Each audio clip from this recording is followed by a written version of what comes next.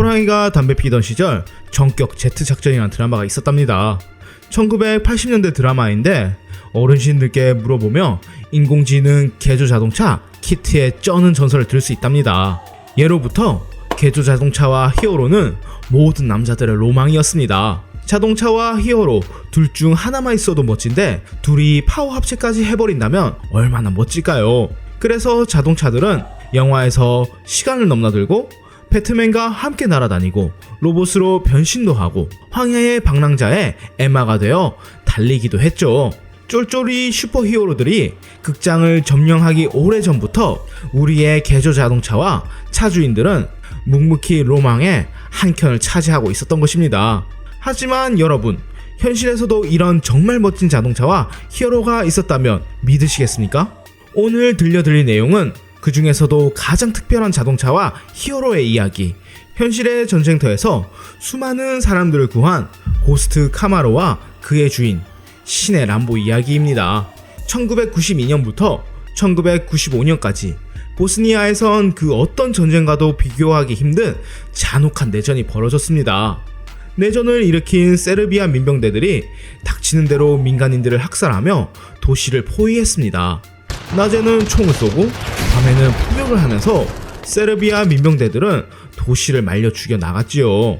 곧 보스니아는 소말리아가 휴양지로 보일 정도로 비교도 안 될 생지옥으로 바뀌었습니다.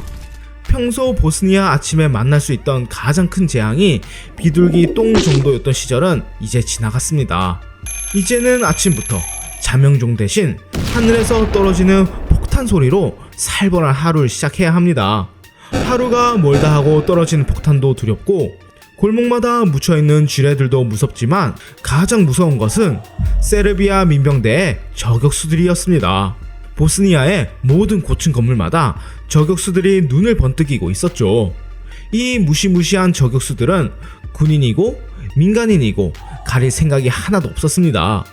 훈련받은 전문 저격수들이 고층 건물에서 총을 갈겨대니 불쌍한 보스니아 시민들은 장 보러 갔다 장을 치르는 판국이었습니다.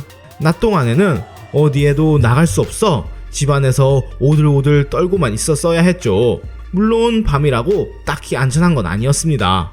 그렇게 수십만의 시민들이 거리에 나올 수조차 없이 집안에 갇힌 상태로 굶고 다친 채 죽기만을 기다릴 수밖에 없는 판국이었습니다.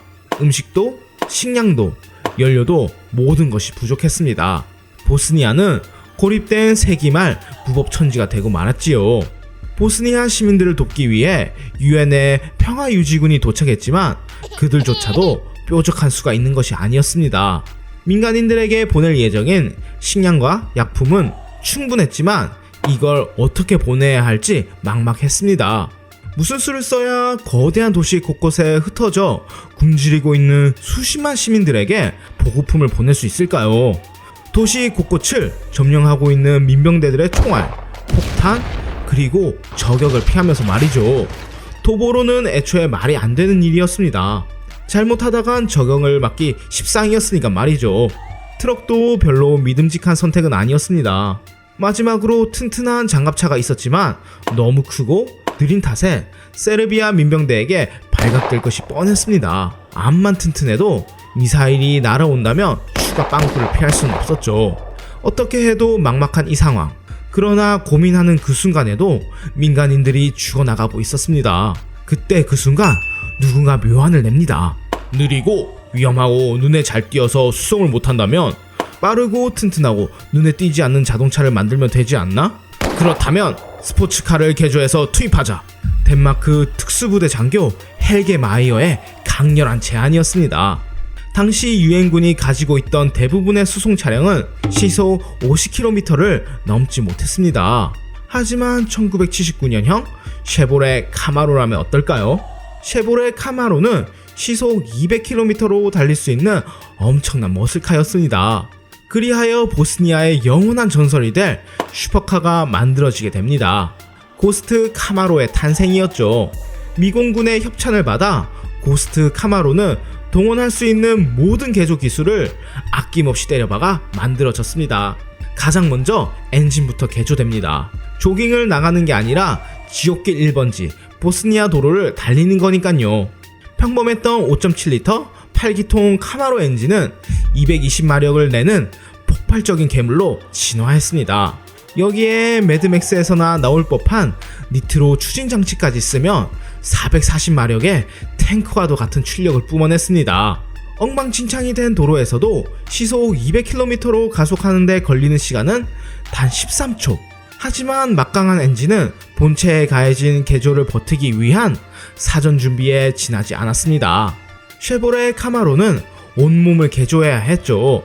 출근길에 낙하하는 비둘기 똥 정도가 최대의 시련인 평범한 자동차가 아니었으니까 말이죠. 총알과 폭탄, 지뢰가 수없이 깔려있는 보스니아 지옥길을 달리기 위해 카마로는 탱크가 되어야 했습니다. 차체 정면은 12.7mm 중기관 총탄을 막을 수 있도록 무지막지하게 강화됐고 창문도 모두 방탄 유리로 교체됐습니다. 그리고 방탄복에 쓰이는 케블라로 문과 트렁크, 좌석을 모두 도배했습니다. 여기에 차체 정면에는 지뢰를 밀어버리고 철조망을 잘라버리기 위한 칼날이 달린 범퍼를 달아놨고요. 범퍼만으로도 부족해서 무시무시한 노란 오리까지 달아놨습니다. 터미네이터가 길을 막아도 뚫고 갈 수 있는 탱크가 된 거죠. 시속 200km로 방탄 오리가 달려오면 아놀드 아저씨도 피해야만 합니다. 마지막 개조는 고스트 카마로라는 이름을 얻게 된 이유, 검정색 페인트였습니다. 그냥 단순한 페인트가 아닌 적외선을 흡수할 수 있는 페인트였죠.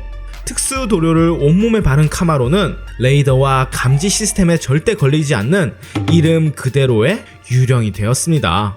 이렇게 본래의 카마로가 알아보기 힘들 정도로 개조된 고스트 카마로는 드디어 임무를 수행하기 시작했습니다. 조종사인 헬게 마이어는 어떤 무기로도 무장하지 않았습니다. 오로지 고스트 카마로의 속도만이 그를 민병대로부터 지켜주는 무기였지요. 야간 투시경을 쓰고 밤에 헤드라이트도 켜지 않은 채 트렁크에 예비 타이어와 소화기만을 실은 고스트 카마로가 보스니아를 질주하며 시민들을 구해냈습니다. 아무것도 보이지 않는 밤에 머슬카의 엔진 소리가 울리면 보스니아 민간인들은 환호했습니다.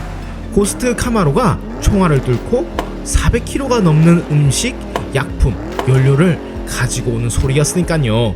낮도 밤도 가리지 않고 조종사 헬게 마이어와 고스트 카마로는 전쟁터 한복판을 가로지르며 계속해서 사람들에게 보급품을 전달했습니다. 고스트 카마로는 보스니아를 완전히 쓸어버릴 작정이었던 세르비아 민병대에게 표적이 되는 것은 순식간이었죠. 그러나 어떤 전차와 저격수도 고스트 카마로를 잡지는 못했습니다. 고스트 카마로는 시속 200km로 달릴 수 있었고 인류 중에 인류 드라이버 헬게 마이어와 노란 오리가 있었기 때문이죠. 세르비아 민병대가 뿌린 무수한 총탄 중 단 한 발도 고스트 카마로를 관통하지 못하는 게 당연했습니다.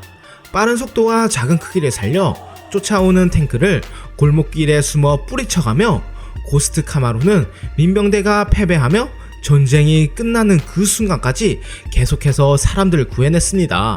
고스트 카마로 단 한 대가 중무장한 장갑차 수송대보다도 더 많은 보급품을 실어 날랐다고 하니 얼마나 대단한 활약을 했을지 짐작이 가네요. 보스니아에서는 헬게 마이어와 고스트 카마로를 신의 람보라고 부르며 찬양했다고 합니다.